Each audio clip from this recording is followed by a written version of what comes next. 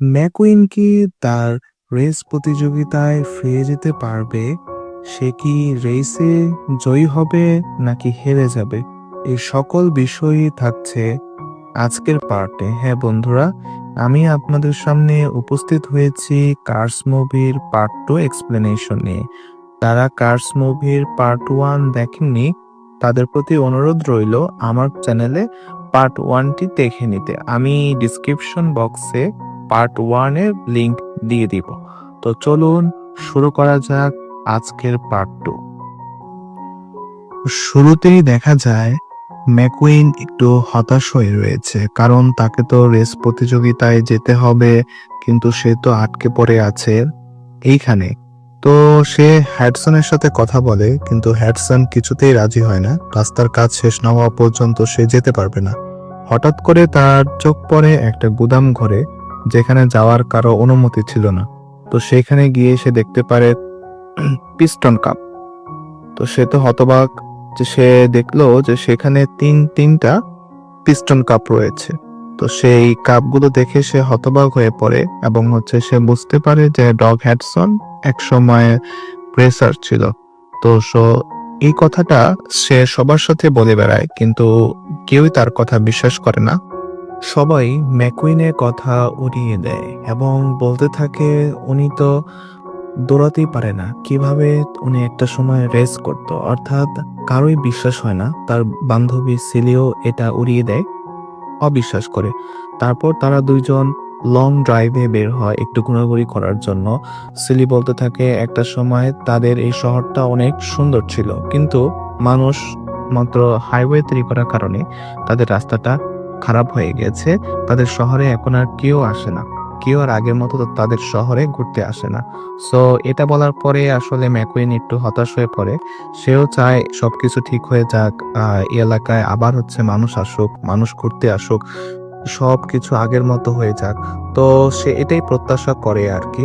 তো যাই হোক, তাদের দুজনের মধ্যে কথাবার্তা শেষে সে গ্রামে ফিরে আসে। গ্রামে ফিরে আসার পরে সে ডগ হ্যাডসনের কাছে আবার যায়। দেখতে পায় যে ডগ হ্যাডসন সেই রাস্তায় প্র্যাকটিসের জন্য বের হয়। অর্থাৎ সে তার পুরানো স্মৃতিগুলো একটু মনে করে প্র্যাকটিস করার চেষ্টা করে। ম্যাকুইন বলে, আপনি এত ভালো রেস করেন, তাহলে আমাকে কেন রেস শিখান না? আমাকে একটু রেস শিখাতে পারেন।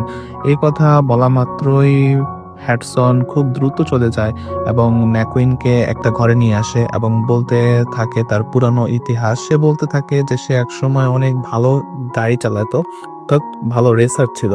তার একটা মারাত্মক দুর্ঘটনা হয়, যেখানে সে মারাত্মকভাবে আহত হয়। আহত হওয়ার পর সে যখন রিপেয়ার করে ফিরে আসে, কেউ তাকে নিতে চাইতো না রেস করতে। মনে করতো যে সে একটা রিপেয়ার করা গাড়ি ছাড়া আর কিছুই না, তাকে দ্বারা রেস হবে না। সে যে তিনটা পিস্টন কাপ জিতেছে, সেটা মূলত সে সময়কার একটা পাবলিসিটি ছিল, এটা ছাড়া আর কিছুই না। তো এগুলা শোনার পর আসলে ম্যাকুইন একটু তার জন্য কষ্ট পায়, ভিতর থেকে একটু কষ্ট আসলে স্বাভাবিক। ম্যাকুইন বলে, আপনি তো অনেক ভালো রেস করতেন, আপনার আবার রেসে ফিরে আসা উচিত। আসলে সে তো বুড়ো হয়ে গেছে, তার তো রেস করার বয়স নাই। এটা ম্যাকুইন কেন বোঝে না জানি না। তো যাই হোক, পরের দিন সে তো রাস্তা তৈরি করে ফেলে। সবাই তার প্রশংসা করে যে সে ম্যাকুইন এত সুন্দর করে রাস্তা তৈরি করেছে। তো ম্যাকুইনের মধ্যে তাদের মধ্যে একটা ভালো সম্পর্ক, বন্ধুত্বপূর্ণ সম্পর্ক হয়ে ওঠে। তো এরপর ম্যাকুইন তার ভেতরের পার্টস গুলোকে একটু চেঞ্জ করার চেষ্টা করে, মডিফাই করার চেষ্টা করে। সে সবকিছু নিয়ে নতুন করে আপডেট করে, নিজের রং পরিবর্তন করে এবং তাদের যে হাইওয়ে সেটাকে আলোকসজ্জায় সজ্জিত করে। হ্যাঁ, এবং এভাবে তাদের মধ্যে একটা ভালো একটা বন্ডিং চলতে থাকে। তো এভাবেই আর কি চলতেছিল। একদিন হঠাৎ করে দেখতে পায় যে সব মিডিয়ার গাড়িগুলো উপস্থিত হয় সেখানে। যে ম্যাকুইনকে বলে, তুমি এতদিন কোথায় ছিলে? আমরা তোমাকে খুঁজতে খুঁজতে এখানে চলে এসেছি, তোমাকে তো রেসে যেতে হবে, তুমি এখানে কি করছো? সো এই সকল বলাবলি করতে করতে ম্যাকুইন আসলে তার বন্ধুদের সাথে আর কথা বলার সুযোগ পায় না। তার যে ট্রাক সেটাও চলে আসে। তা কিছু না বলেই তাকে যে আবার রওনা দিতে হয় তার রেসের উদ্দেশ্যে। এটা দেখে ম্যাকুইন একটু হতাশ ছিল ১ম এ, যে সে তার বন্ধুদেরকে বিদায়ও বলতে পারল না আরকি। ম্যাকুইনের এরকমভাবে চলে যাওয়ার ফলে সবাই অনেক কষ্ট পেতে থাকে। সবাই আসলে ম্যাকুইনের কথাই মনে করতেছিল। এরপরের দৃশ্যে আমরা দেখতে পাই যে ক্যালিফোর্নিয়াতে রেস শুরু হয়ে গিয়েছে। রেস প্রতিযোগিতায় বিভিন্ন কার আসে এবং ম্যাকুইনকেও দেখা যায় এবং একটা সবুজ গাড়িকেও দেখা যায় যে হচ্ছে একটু ভাব নিচ্ছিল যে সেই এবার জিতবে, তার কারো সাহায্যের প্রয়োজন নাই, যে কথাটা একটা ম্যাকুইন বলছিল গত রেসে। তো যাই হোক, রেস প্রতিযোগিতা শুরু হয়ে যায়। প্রথমে তো সবুজ গাড়িটা নানাভাবে ম্যাকুইনকে ডিস্টার্ব করা শুরু করে। তো যাই হোক, দুজনের মধ্যে একটা হাড্ডাহাড্ডি লড়াই চলে, কিন্তু ম্যাকুইন একটু হতাশার ভেতরে ছিল। মুহূর্তের মধ্যে আমরা দেখতে পাই ডগ হ্যাডসন তাকে গাইড করতেছে। তো ম্যাকুইন যখন এটা দেখতে পায় তখন সে তো খুবই উৎসাহে ভরে যায়, তার মধ্যে একটি স্পিরিট চলে আসে রেস করার। সে খুব দুর্দান্ত গতিতে সামনের দিকে এগিয়ে যেতে থাকে এবং হাডসনের শেখানো রুলস ফলো করতে থাকে। এর মধ্যে সে তার টায়ার পাল্টে নেয় এবং আবার ট্র্যাকে ফিরে আসে। সবুজ গাড়িটা নানাভাবে তাকে ডিস্টার্ব করা শুরু করে।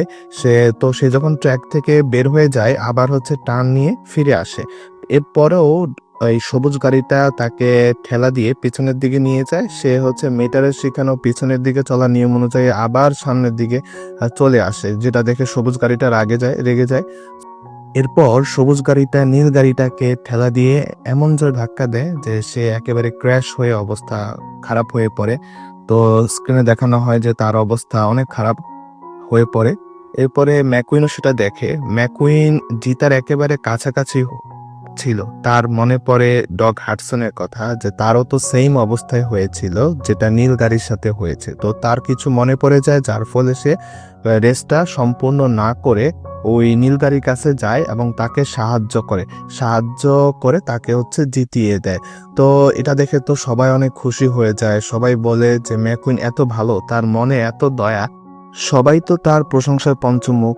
অপরদিকে আমরা দেখতে পাই যে সবুজ গাড়িটা জিতে যায়, কিন্তু কেউ এতে খুশি ছিল না, কেউ তাকে কনগ্রাচুলেশন বলতেছিল না, কারণ সবাই তো সত্যটা জেনে যায়।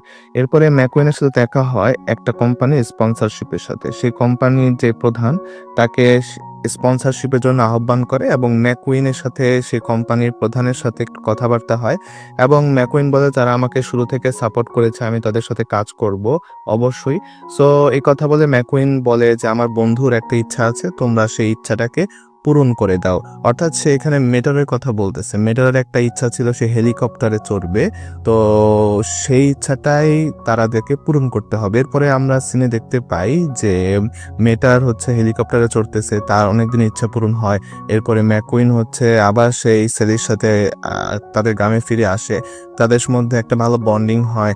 হ্যাঁ, ম্যাকুইন হচ্ছে আবার সেই গ্রামে ফিরে আসে। সে এখন সে সিদ্ধান্ত নেয় সে সেই গ্রামেই থাকবে, যেহেতু সে একটা স্টার হয়ে গেছে, সবার মনে সে জায়গা করে নিয়েছে। তাই এই গ্রামে হচ্ছে সবাই এখন ঘুরতে আসতেছে, সবাই এখন হচ্ছে যে ম্যাকুইনকে দেখতে আসতেছে। তো যাই হোক, তাদের মধ্যে একটা ভালো বন্ডিং হয়, আর এভাবেই আসলে এই দুর্দান্ত গল্পটা শেষ হয়ে যায়। তো বন্ধুরা, কেমন লাগলো আপনাদের কাছে এই গল্পটা অবশ্যই কমেন্টে জানাবেন, আর হচ্ছে ভালো লাগলে একটা লাইক করবেন এবং হচ্ছে সাবস্ক্রাইব করবেন।